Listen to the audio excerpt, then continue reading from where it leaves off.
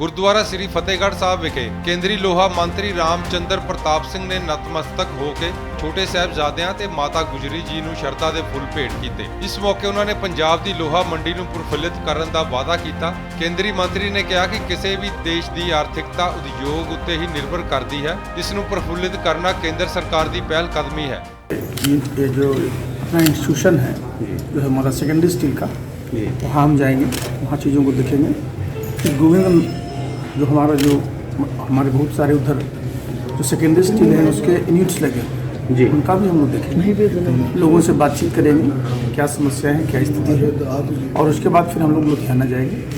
वहाँ भी हमारे पार्टी के कुछ कार्यकर्ता हैं, साथी लोग हैं, उनके साथ भी बातचीत करेंगे। जिस तरह की मंडी गोविंदगढ़ की औद्योगिक नगरी है, ये बहुत सारी समस्यावां ने ना केंद्र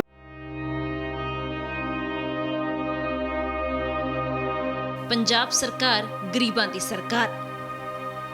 सूबा सरकार दे वल्लों जिथे मेरा घर मेरे नाम ते बसेरा स्कीम वर्गियां गरीब पक्षी मुहिमां दी शुरुआत की गई है, उत्थे ही 5 मरला प्लाट स्कीम के तहत भी लाभपात्रियों नूं सनदां वंडियां जा रही ने।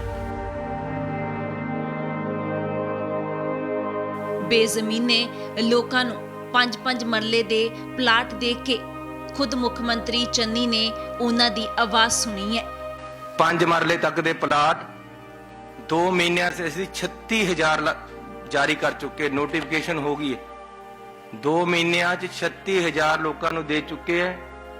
पंचायतां ने देने हैं, पंचायतां नूं हुक्म किए गए हैं, उन्हां दा सिस्टम सरल किया गया है कि अपनी जमीन विचों अध ते ज्यादा नहीं देनी जमीन, लेकिन 5-5 मरले दे लोड़वंद लोगों को दो। ये फैसला पंजाब दे विच लागू है। पंजाब सरकार दे वल्लों लगातार सैकड़े लाभपात्रियों नूं 5-5 मरले दे प्लाटां दियां सनदां वंडियां जा रहीआं ने। जिन्हां लोकां नूं ਇਹ ਪਲਾਟਾਂ ਦੀਆਂ ਸੰਦਾਂ ਮਿਲੀਆਂ ਨੇ, ਉਹਨਾਂ ਦੀ ਜ਼ਿੰਦਗੀ ਹੀ ਬਦਲ ਗਈ ਹੈ। ਕਰ ਕਰ ਚੱਲੀ ਗੱਲ, ਪੰਜਾਬ ਸਰਕਾਰ ਕਰਦੀ ਮਸਲੇ ਹੱਲ। सरकार ने हल करती है ना पंजाब सरकार ने हम चोणों का बिगल बच चुका है, हम किस तरीके जी देखिए इसीलिए हम आए हैं कि वहाँ जाएंगे, लोगों के साथ मिलेंगे, लोग अपनी बात को रखेंगे, उनकी बात को सुनेंगे। हम लोगों का काम क्या है? लोगों की बात को समझना, उससे क्या रास्ते निकल सकते हैं। सबका मतलब तो एक ही है ना कि भाई उद्योग का भी भला हो, प्रदेश का भी भला हो और देश का भी भला हो। उसी के लिए हम चोणों के दौरान ही क्यों किया जा रहा जी?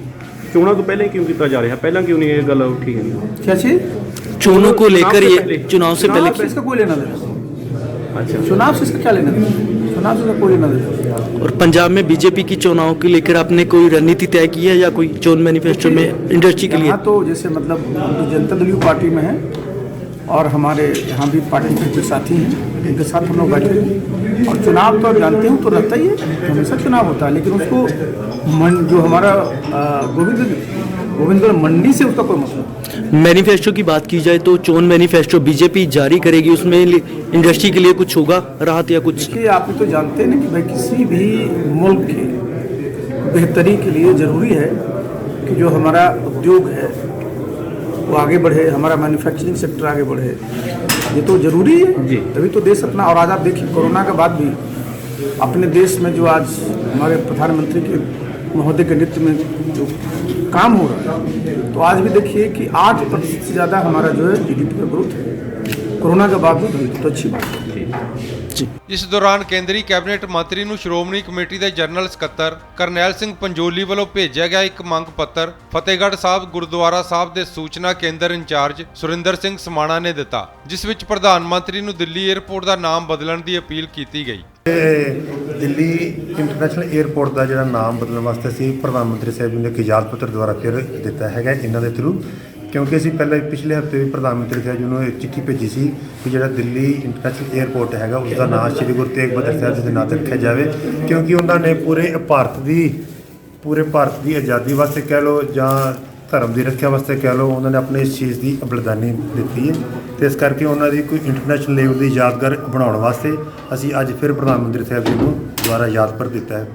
ਗੁਰਦੁਆਰਾ ਸ੍ਰੀ ਫਤਿਹਗੜ੍ਹ ਸਾਹਿਬ ਵਿਖੇ ਕੇਂਦਰੀ ਲੋਹਾ ਮੰਤਰੀ ਰਾਮਚੰਦਰ ਪ੍ਰਤਾਪ ਸਿੰਘ ਨੇ ਨਤਮਸਤਕ ਹੋ ਕੇ ਛੋਟੇ ਸਾਹਿਬਜ਼ਾਦਿਆਂ ਤੇ ਮਾਤਾ ਗੁਜਰੀ ਜੀ ਨੂੰ ਸ਼ਰਧਾ ਦੇ ਫੁੱਲ ਭੇਟ ਕੀਤੇ। ਇਸ ਮੌਕੇ ਉਹਨਾਂ ਨੇ ਪੰਜਾਬ ਦੀ ਲੋਹਾ ਮੰਡੀ ਨੂੰ ਪ੍ਰਫੁੱਲਿਤ ਕਰਨ ਦਾ ਵਾਅਦਾ ਕੀਤਾ। ਕੇਂਦਰੀ ਮੰਤਰੀ ਨੇ ਕਿਹਾ ਕਿ ਕਿਸੇ ਵੀ ਦੇਸ਼ ਦੀ ਆਰਥਿਕਤਾ ਉਦਯੋਗ ਉੱਤੇ ਹੀ ਨਿਰਭਰ ਕਰਦੀ ਹੈ। ਇਸ ਨੂੰ ਪ੍ਰਫੁੱਲਿਤ ਕਰਨਾ ਕੇਂਦਰ ਸਰਕਾਰ ਦੀ ਪਹਿਲ ਕਦਮੀ ਹੈ। ये जो अपना इंस्टीट्यूशन है जो है हमारा सेकेंडरी स्टील का, वहाँ हम जाएंगे, वहाँ चीज़ों को देखेंगे कि गोविंद जो हमारे बहुत सारे उधर जो सेकेंडरी स्टील है उसके यूनिट्स लगे जी, उनका भी हम लोग देखेंगे, लोगों से बातचीत करेंगे क्या समस्या है, क्या स्थिति है, और उसके बाद फिर हम लोग लुधियाना जाएंगे। वहाँ भी हमारे पार्टी के कुछ कार्यकर्ता हैं, साथी लोग हैं, उनके साथ भी बातचीत करेंगे। जिस तरह की मंडी गोविंदगढ़ की औद्योगिक नगरी है, ये बहुत सारिया समस्यावां ने ना केंद्र सरकार ने हल करती ने ना पंजाब सरकार ने। हुण चोणां दा बिगल बच चुकिया ते हुण किस तरीके नाल इन्हां नूं जिहड़ी हैगी देखिए इसीलिए हम आए हैं कि वहाँ जाएंगे, लोगों के साथ मिलेंगे, लोग अपनी बात को रखेंगे, उनकी बात को सुनेंगे। हम लोगों का काम क्या है? लोगों की बात को समझना, उससे क्या रास्ते निकल सकते हैं। सबका मतलब तो एक ही है ना जी, कि भाई उद्योग का भी भला हो, प्रदेश का भी भला हो और देश का भी भला हो। उसी के लिए हम ਤੇ ਇਹ ਚੋਣਾਂ ਦੇ ਦੌਰਾਨ ਹੀ ਕਿਉਂ ਕੀਤਾ ਜਾ ਰਿਹਾ ਜੀ? ਚੋਣਾਂ ਤੋਂ ਪਹਿਲਾਂ ਹੀ क्यों ਕੀਤਾ जा रहा? ਪਹਿਲਾਂ क्यों नहीं ये गल उठी है? क्या चीज चुनाव को लेकर ये चुनाव से पहले चुनाव इसका कोई लेना देना, अच्छा, चुनाव से इसका क्या लेना देना, चुनाव से इसका कोई लेना देना। और पंजाब में बीजेपी की चुनाव को लेकर आपने कोई रणनीति तय की है या कोई चोन मैनिफेस्टो में इंडस्ट्री के लिए? यहाँ तो जैसे मतलब हम तो जनता दल पार्टी में है और हमारे यहाँ भी पार्टी के कुछ साथी हैं, उनके साथ हम लोग बैठे हैं।